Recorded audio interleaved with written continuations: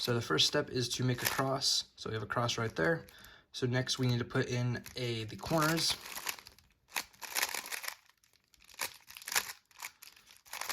Then we need to put in what's called F2Ls, which is where you put this edge, put it right here. We do that like this by putting the green center right here, green center right there. Sorry, green edge right there, green center right there, and make sure that this corner's in the right spot. We do that algorithm. And if it is ever switched, all we have to do is this algorithm. And then we have another case where we do it right here. And then for showing purposes, another way to get out of a switched edge is, and by the way, it's also the same thing mirrored.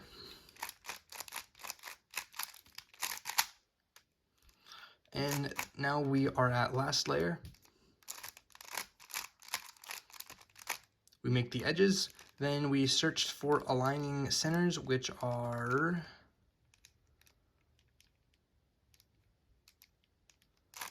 these two, and then we do this.